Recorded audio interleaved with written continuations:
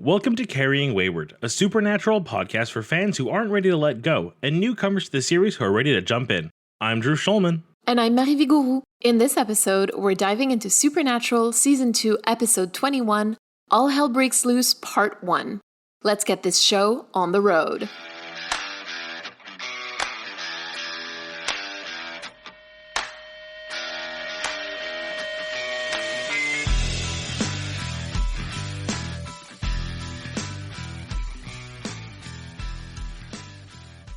That was an episode. I have many things to say, and we will get to those things. Oh, Drew, we were all so excited to hear what you had to say. The Discord kept asking you if you had watched it.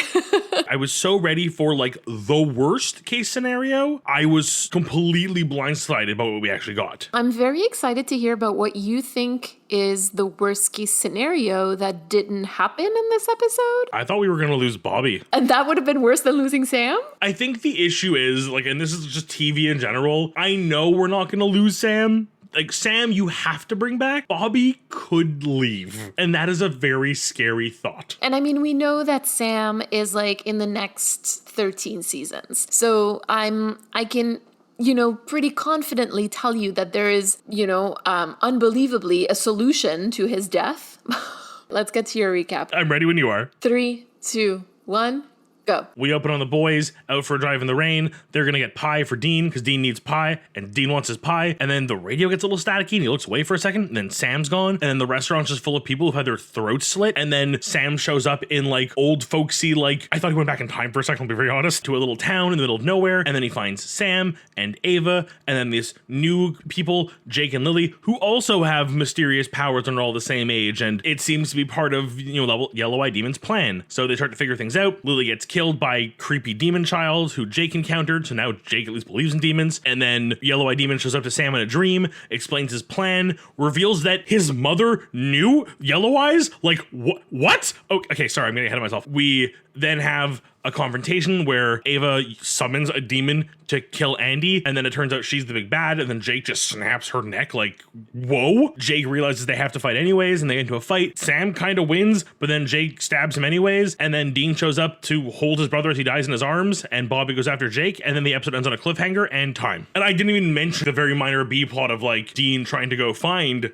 Sam, and we find out that the roadhouse has been burned down and Ash is dead, and Andy gives him a, long-distance vision. This is a really plot-driven episode, and I think that it's going to show in story time, but we do find out a lot of really juicy information. We certainly do. Well, if we move into the long game really quickly, one of the things that I noticed in this episode is that we really, probably for the first time, get to see Sam act as a leader. I drew a lot of parallels between him and Jake in that scenario because I feel like Jake was very very military and very hero-ish. So I think that's why Sam and him connected so much. But there's that really nice Sam as a leader role. So it was a nice change of pace for him. I think not having Dean and having to stand up and being kind of in a follow your destiny type scenario kind of gave him a little more pressure. The other thing that we find out is that the reason why Sam is one of the Yellow Eye Demon's special children is that he has demon blood in him. Great reveal. It doesn't say too much to me. The biggest thing I think I kind of took away from that was so was Sam really special or was he just lucky/unlucky? I feel like the next point you're about to bring up, if I can spoil it for everyone, is that Mary knew Yellow Eyes. Is that why Sam was chosen? And then what does that mean about the other children and why they were chosen? I'm certainly not going to tell you. But I'm at least thinking of it. This episode is 40 minutes of twist after twist after twist. Sam is taken, then Sam is somewhere, then Sam is with Andy, then Sam is with Ava, and then it does not stop. Literally to get a twist of it's demon blood. That's insane. That's crazy. And mom knew the demon. What? You have the look on your face of a true Supernatural fan. I feel like I was hit by the Impala itself.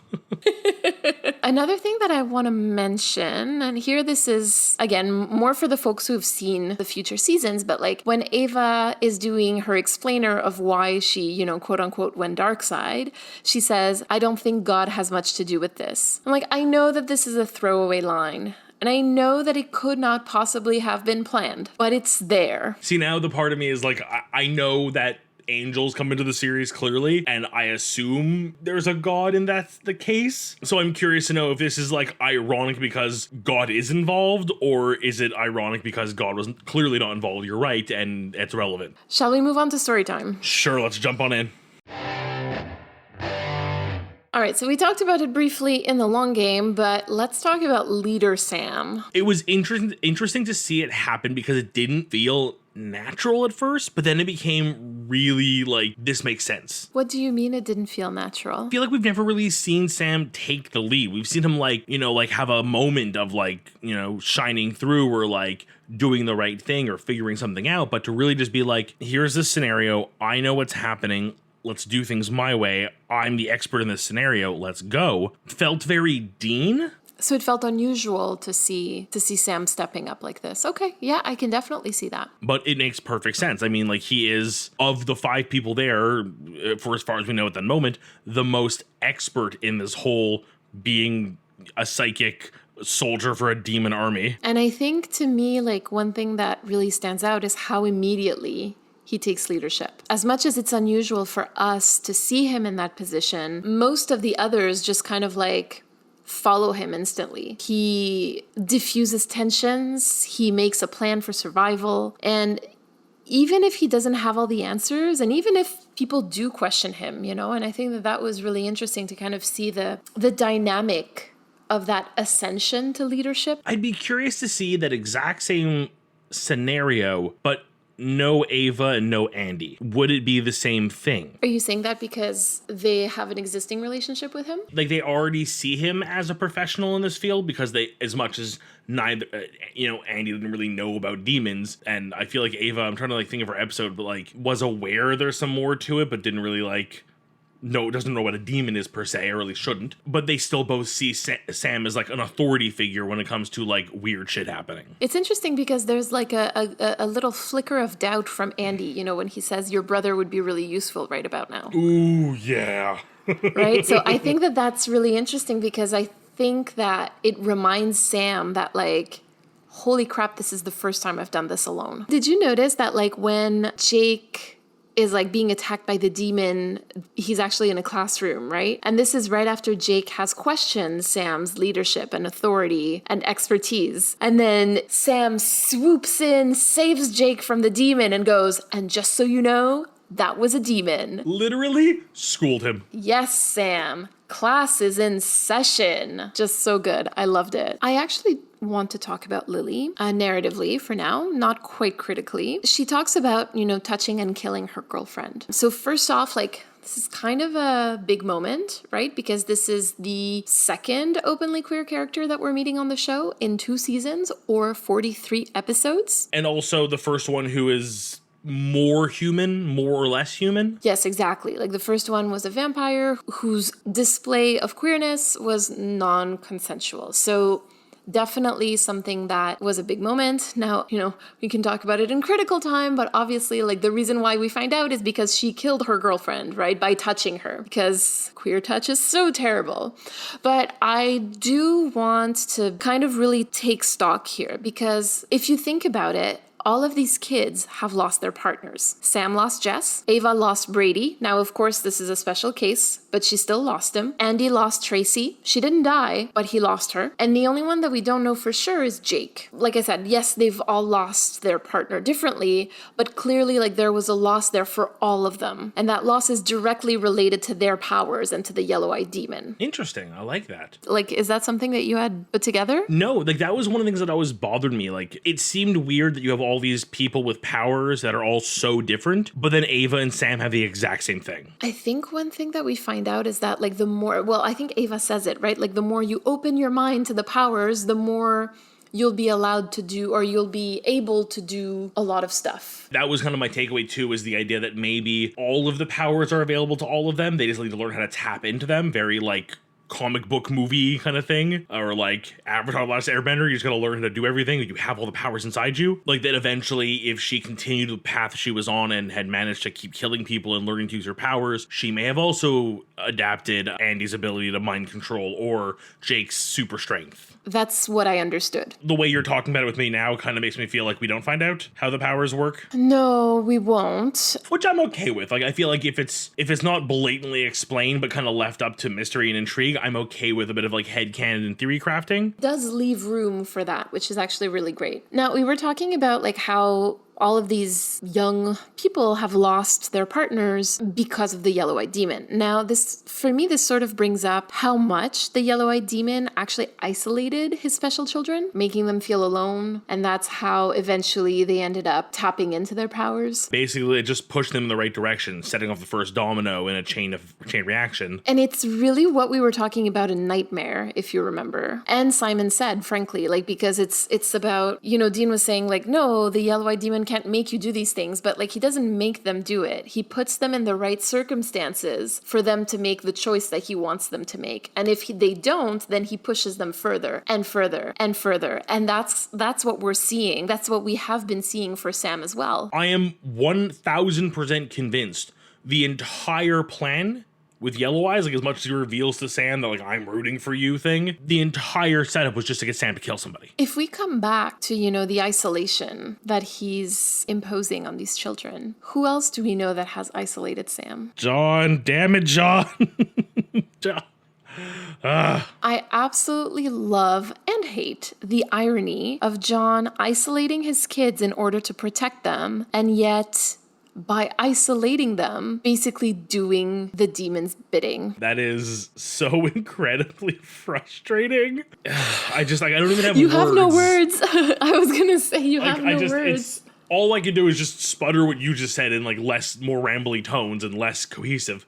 But I mean, it's that like trope of like trying to help somebody but making things worse. Like, yes, taking Sam with you, teaching him to hunt, coddling him, taking care of him, but all you're doing is making him dependent and not letting him grow and not letting him, like, you know, figure things out in the world. And that's everything that the demon wants. That is literally everything that the demon wants. And we'll touch upon that a little bit later too, because John raised Sam to be a soldier. Can we talk about Bobby?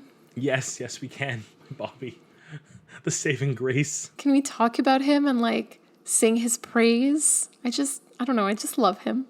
For those of you who are part of our Discord, you've seen my headcanon about this, but like I am fully convinced now. You know Bobby would have taken these boys and raised them so well and said, John, go hunt your demon. Let me take care of these boys. John, take care of your demons. Leave your kids with someone who cares. You know, when Dean gets his vision or like receives the images that Andy is sending him, Bobby is like right there for him. He's asking him questions. He's not judging him. And like when he sees that Dean is in pain and like literally keeled over on the hood of the car, Bobby has like his hand right on his shoulder. And I'm just like, Bobby. It's weird to see Dean with a parent who cares about him. Like you said, oh my God, Bobby is the superior parent in every single way. Could you imagine that same scenario but with John? Oh, now you're having visions. You're probably possessed too. I'm gonna... just letting you know, if you turn, I'm gonna kill you. It's like, take care of him first before you start planning how you're gonna take care of him. I love how quickly you went from like, John is just trying to protect them to like, John is an asshole. I can't stand him. He turned bad real quick. All right, let's actually dig into the short-lived friendship between Sam and Jake. I feel like they have so much in common. They have such a common ground with this military upbringing. I mean, Sam never officially attended the military, but he was raised by a military father in a military fashion and understands, I feel like their demon hunting training versus like military life training probably overlapped a lot. They understood each other without having to specifically say anything. I think that to a certain degree, that's why Jake respects Sam. At first, like that's why he's actually like, okay, like I will give you my trust. You've saved my life. Like let's go ahead and move with that, right? I just really liked the moment that they share where like Jake is telling Sam that he appreciates him keeping the others calm, even though he's really scared himself, even though Sam is scared. And he says something about leadership in scary situations. Like, it was just like a really wonderful moment. And he says that it doesn't matter if Sam believes they're going to make it. It matters that the others do. And I just think that that's something that Sam is going to carry with him in future seasons. Yeah, I feel like this is a great example of like, even though their relationship clearly ended, but I feel like it was a growing moment for Sam. Like, even though this relationship ended, I feel like that moment will live with him. You're right. And it's again one of those things, like, we know that every single person who has killed under the watch of the Yellow-Eyed Demon has been put in those situations. So we don't know yet, or we have an idea as to why Jake killed Sam, but like, we don't, we can guess that like he was pushed to his limit as well. Like he says, he had a dream too of Yellow Eyes, and clearly was able to be convinced that he had to do this. Again, it's that kind of scenario of like what I think Sam's always kind of been worried about is the like, anyone can be pushed to become a killer. Clearly with Jake we see this so quickly, and even though he believes his motives are just because, yeah, I'll kill you, but then I'll be the one who can go kill Yellow Eyes. Like, oh, Jakey, it doesn't work that way. I feel like a lot of people do bad things with, quote unquote good intentions, whether those intentions are realistic or not. I mean, of course it happens that people do bad things because they want to do bad things. Most of the time, people do bad things and then they justify themselves with quote unquote good reasons. And I think that's what the demon's basically relying on for Sam, trying to push him over that edge finally, because he had an opportunity to kill Jake. And I will be honest, I sat there for that moment being like, I don't know, I think he might do it. I really like, I was equally both ways of like, either he's gonna let him live because he's too good, or he's gonna finally snap and do it. I know that we've touched upon it, but like, I want you to walk me through your feelings of what the demon shows Sam. Like, I feel like this was your first time watching it, and that warrants a little bit of like talk therapy. So I really love the demon acting wise, like that entire like opening bit of like, this is a memory, you can't affect anything. Like, I kind of just loved how calm he was about all that. So right away, obviously the first reveal is this basically feeding blood to baby Sam. So right away, there's now this moment of like, we can connect to why Sam has these powers, where they come from. He wasn't born with them, he was given them. It begins to open doors, and then before you can even have a moment to like breathe that in and go like, what does that mean? Mary comes back, sees him, and then just says, it's you, before the pin to the wall and leaving. What does that mean? Like, that raised, like, okay. My thought process was, I'm trying to go in order. One was the obvious shock of like, oh my God, she knows him. She knew what was happening. Multiple levels here. One, she knows this demon. Two, she knows demons are a thing. Three, she understands the supernatural already before anyone else in the family does. So there's already like, what the hell's in your past you haven't told us about? Which also makes me wonder, how much did John know prior to this?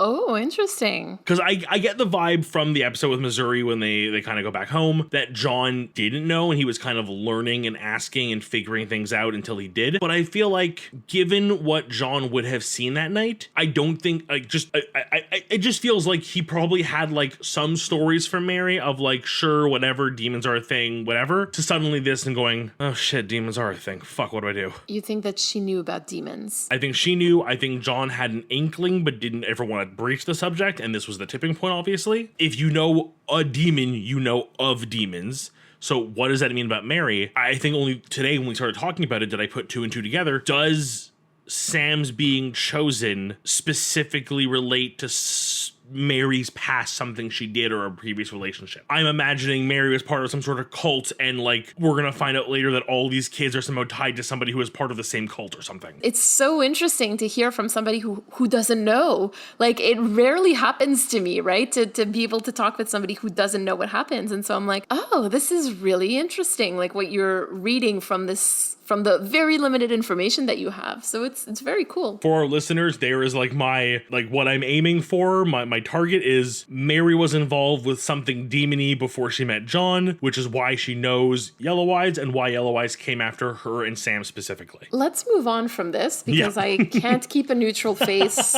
any longer. Understood.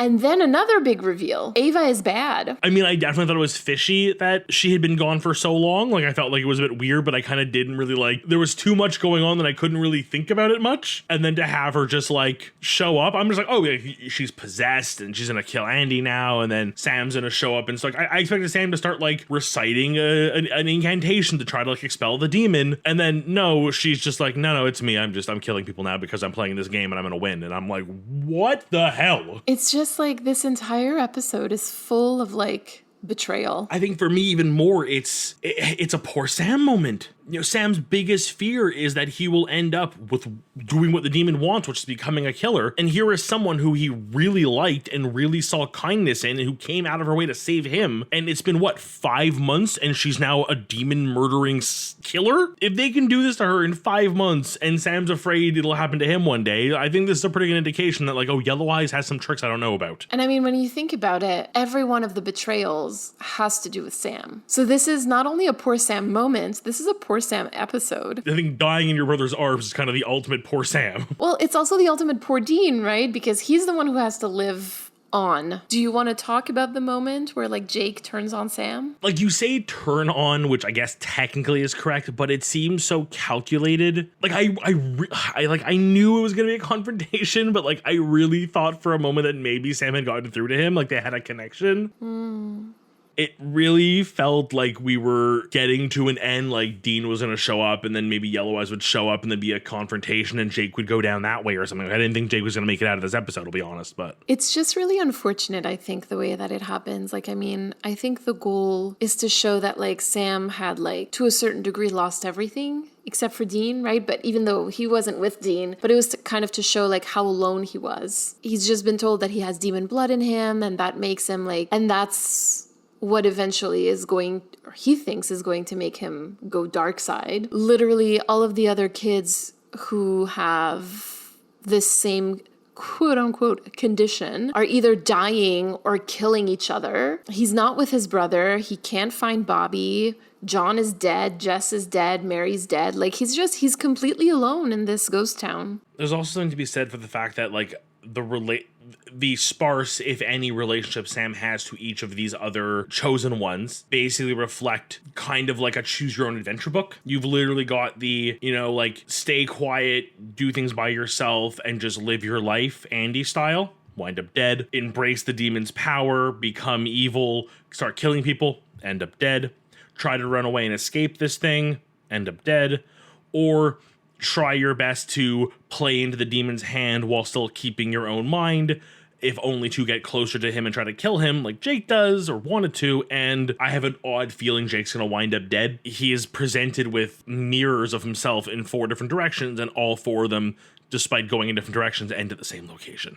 I mean, that would be saying that the fixed point in time for Sam is that no matter what path he takes, he will inevitably end up dead, which on a very dark level is true of everyone technically, but more specifically that no matter what path he takes in this fight with the demon, he is heading towards an early grave. Like I said, I don't suspect him to stay dead. Clearly, given what happened at the end of this episode, i.e. dying, it seems to be true. Let's move on to critical time. How about that? Yeah, maybe. Who do we have to thank for killing so many people? The writer of this episode is Sarah Gamble. I knew it. Who in season 2 wrote Bloodlust, Crossroads Blues, Houses of the Holy, and Heart. And I remember that in Heart, I told you that she would be like literally heeding the charge to kill all of our favorite characters. 3 out of 5 deaths this episode. 4 out of 6 if you count Sam, but I mean, I still don't. And then the director was Robert Singer, who in season 1 directed Phantom Traveler, Salvation, and season 2 directed Bloodlust and Croatoan. I kind of like how that, you know, Phantom Traveler was our first demon, so it's kind of a nice little like big demon extravaganza episode. That's true. And Salvation had a lot of demons. It certainly did. And Croatoan was very demon-based as well. It's a very interesting catch. Thank you, Drew. So is there anything that you want to bring up in critical time? So normally I'm the lore person, and I feel like this episode didn't really have traditional lore. I feel like the lore in this was very much in universe lore, which I really enjoyed. And I think I was just so emotionally distraught that I couldn't really absorb anything that wasn't Sam and Sam's story. It's a busy episode, lots is happening, and then you're not really expecting a sudden twist like you have demon blood that I fed you, and also I know your mom, surprise. To pull a really old meme, it's the, hey, what do you have there? And he's like holding his slush and like has like a horse on, like on a leash, and it's just like, oh, it's a slush. Yeah, clearly the other thing is what we're worried about. I want to talk about two things. I want us to kind of like reflect on Lily a little bit, because we've talked about it very briefly, because we're not too sure how to feel about like the messaging in her killing her girlfriend through touch. The idea of making the first openly queer human character who is in a relationship with another woman have a power that is literally akin to touching her killed her, I feel like is such a blunderous step that if let's assume best case scenario was not an intentional comment on like queer sexuality and relationships, someone should have caught it and gone like, oh, that seems like weird. And I think that that's why I feel a little off about it. This is a critique that I've seen over and over again in the fandom. So this is not news to me. Like, I'm not shocked, I guess, by what happened, because it's, you know, I've been aware of it for a while. And I tried to dissect the episode a little bit with regards to that. Like I was talking about, they all lose a partner, except for Jake, that we don't know about. They all lose a partner. In that respect, Lily is no... Wait, correction. Sorry, he does lose a partner. Him and Sam are a team. They're leaders. They get each other, and he has to betray him. Bro, you have stabbed through my heart. I'm so sorry. What have you done? I don't like this at all. I'm so mad at myself. I'm so insulted right now. I don't know why. It hit me like a sack of bricks all of a sudden, the realization. Okay, so let me say that again. They all lose a partner. And so I don't think that Lily is unique in that sense. I think what makes her unique is the way in which she loses her partner, which is through... So definitely, like you said, I don't think that that's the message that they wanted to send, but it could definitely be read that way, and that's really problematic. And again, it kind of comes back to what we were saying about Gordon, right? There's nothing wrong with making a queer person like a villain, or there's nothing wrong with like queer coding a villain. Like, I have no problem with it. My issue is when the only queer folks that you represent are villains or have like a very weird message attached to them. That's much more problematic to me. Like, let's just pretend for a moment if we took this exact same episode and the only change we made was just flip Lily and Jake. Lily has super strength, Jake touch kills. And you could still have like, through whatever accident of like the first time I had the power, I was moving something and I knocked, whatever, you could still kind of make it like through the use of my power, I injured or hurt the person I loved, but not in the exact same metaphorical way of like, my intimate touch is what killed her because being gay is wrong somehow in this metaphor. Like, you could still do it. And then otherwise the episode's the exact same. You just flip two people's powers and suddenly there's no more like weird anti-queer messaging by mistake. Especially given like the queer vibes that they've given to like heart-stopping before in Faith. You know, again, like it just kind of comes back. It's a very, like you said, it's a very weird message. Although I have to say, because I have to mention it, I got really big Rogue vibes from X-Men from Lily. Right away, like the I can't touch you or I'll hurt you or even worse, kill you is like X-Men's Rogue 101. That is like the basis of her character. And in this case, like Rogue is not, you know, she didn't kill her girlfriend. And she didn't even kill her boyfriend, from what I remember. She almost kills him, right? I'm referring specifically to the 2000 movie, because that's the one that has been, like, very important to me. And, like, I remember Rogue, and that was, like, one of my bi-panic moments, personally. I think with her, it was always done as a level of a story about how you need to find other ways to connect with people besides touch with intimacy, and finding someone who can accept you for who you are is integral to Rogue's story. It's the fact that she can meet people who are able to understand her, whether they can or cannot touch her, they understand her at least, and she's able to form relationships because of that, and eventually does meet people who are able to like stop her power or are immune to her power and then can actually have a physical relationship with is an important character trait. This character is almost like they started that path but ended it way too soon. She was on screen for what, a grand total of like 7 minutes? Like there was no room for growth. There was no room to explain any of that. So what it comes off as is just weird. The second thing that I want to talk about is the destruction of the Roadhouse. Yeah, the thing I forgot to mention in the recap because it was such a small blip on the map of this already insane roller coaster of an episode. Okay, so now I have some tea to spill. Eric Kripke always hated the Roadhouse. He never wanted it in the show. This was something that was required, from what I understand and from the articles that I've read, and I'm gonna link a couple of them in the show notes. He never wanted the Roadhouse. This was a directive that was quote unquote from above. Like this was something that the networks, the execs wanted to see. They wanted to give Sam and Dean like a home base. If we think about it, we all, like when we both are watching it, like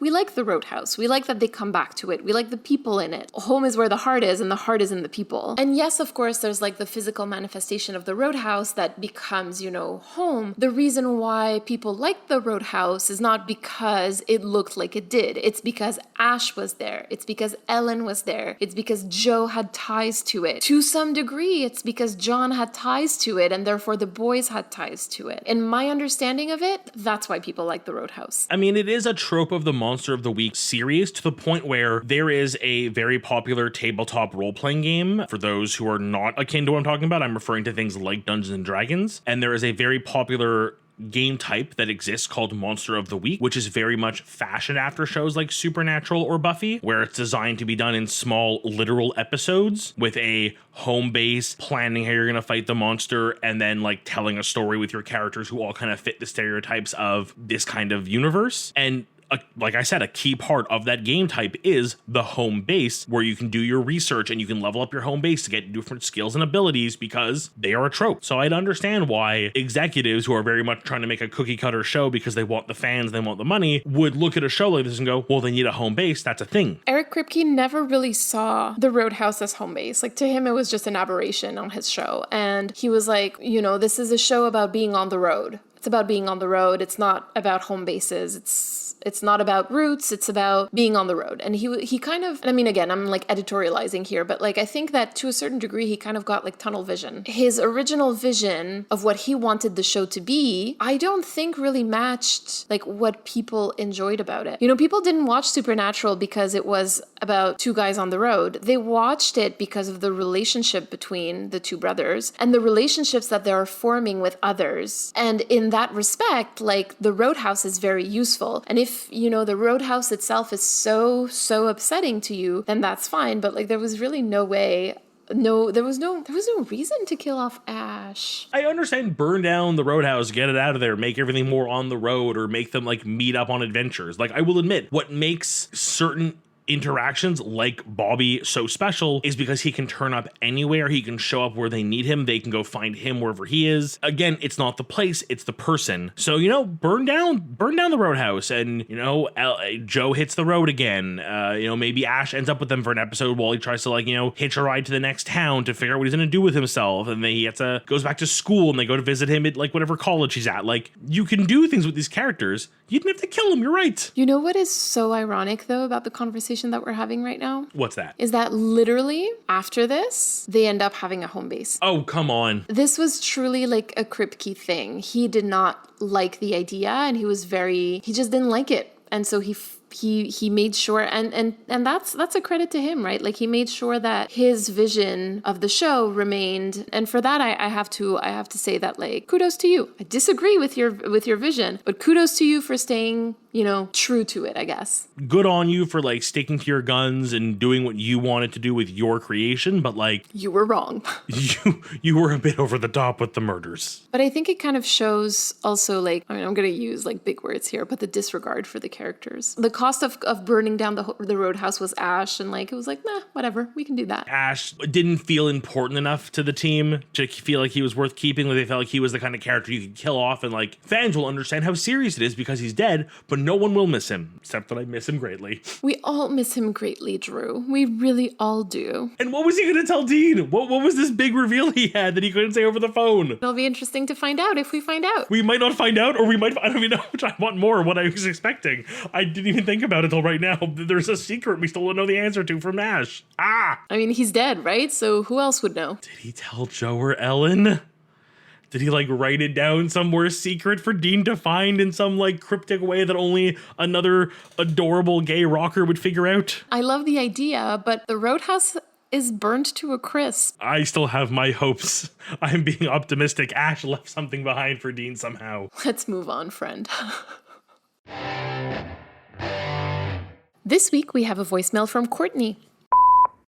Based entirely on his reaction in answer to the conversion therapy question in the Haunted episode, I am morbidly curious as to Drew's reaction to the fact that there is a canon piece of information pulled straight from John's journal, which was like made by the CW and like Saul, that Dean was sent on a solo hunt on his 17th birthday to go kill the ghosts of 2 lesbian nuns. There is already so much to take from that, and all the horrible connotations are only amplified when we meet Lee in season 15. Dean and Lee's scenes together were already filled with obvious queer coding, but they also gave us insight into Dean's teenage years and John during those years. So as a fandom, we collectively decided that Dean was probably caught with Lee before his 17th birthday, and as a punishment, John sent him out on this hunt, making his opinions extremely clear. So yeah, I want to know how Drew feels about this specifically.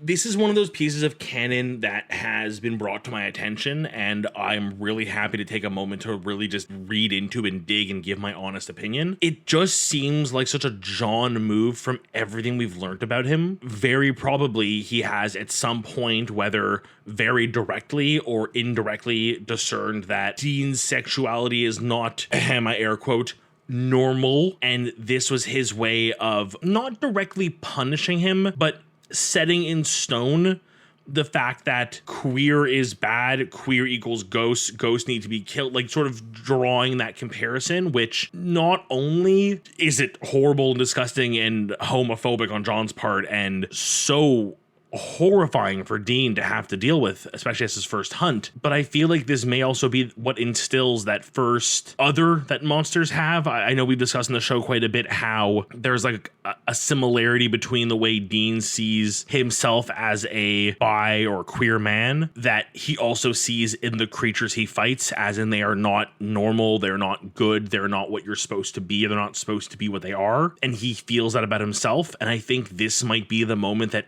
like triggered that for him. Not only did this completely fail John as a attempt at like, you know, queer reversion therapy, but has instilled this terrible notion in Dean that he can't be this thing because it means being a monster, which is so not true and just so painful to imagine Dean having to picture this every time. It's almost a weird similarity to Sam, who is literally afraid of being a monster because the demon blood thing. So we've actively got these two characters with a very similar disdain for the thing they are. I mean, I think we'll have to explore further what that actually means for Sam in the sense of being part demon or having demon blood. But for Dean, it's very, you know, on the nose. I don't know if you remember, but in a very early episode in season 1, and I can't remember which one, I had said something about that Sam was also queer-coded and that we would find out later why.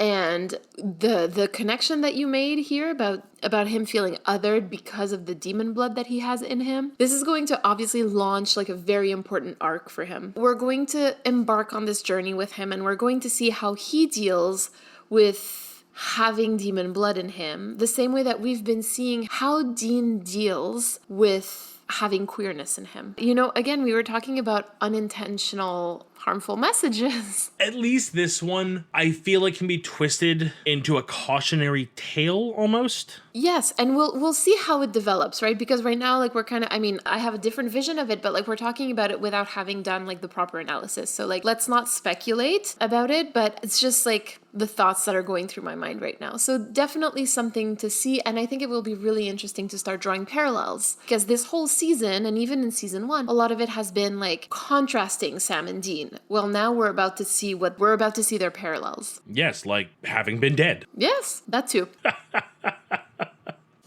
Courtney, thank you so much for your voicemail. I mean, it definitely launched us on a very interesting conversation. So thank you for having sparked that for us. Thank you. I really went for a while there. Woof. Let's meet at the crossroads. I'll start. I realize I kind of didn't have one this entire time. Like nothing really stood out to me until I guess you kind of made me realize that a really easy one would be, like I had said, switch Jake and Lily's powers. It would have resolved a bit of a narrative issue with the whole inadvertent anti-queer messaging in Lily. It would have meant Lily at the end instead of Jake. I'm kind of imagining they also switch roles as far as like that fight at the end, because I think you can probably go either way with it, honestly. In fact, I think I would have almost preferred the fight with Jake having not have super strength to make it more of a fair fight. It would have had more stakes, funny enough. It's hard to make a deal about this one because like so much is at stake. Almost everything is being reused in a later episode. Like, so it's hard to like make decisions without huge ramifications. But I think I'm going to spite Eric Kripke and say that I would have kept the Roadhouse. Yes. If I can spite him, I will. You know for a fact you're going to win the poll this week in our Discord for this one. And I'm totally okay with it. You're getting my vote. I would have kept the Roadhouse. And I think that the way that I would have stopped Ash from telling the secret would have had the Yellow-Eyed Demon kidnap Ash. He disappears the same way that, like, the other ones have disappeared. So, like, everybody in the Roadhouse is dead. Like, you know, throat slit. Same thing as in the cafe. But the Roadhouse stands. The Roadhouse should stand. I stand the Roadhouse. I stand Ash.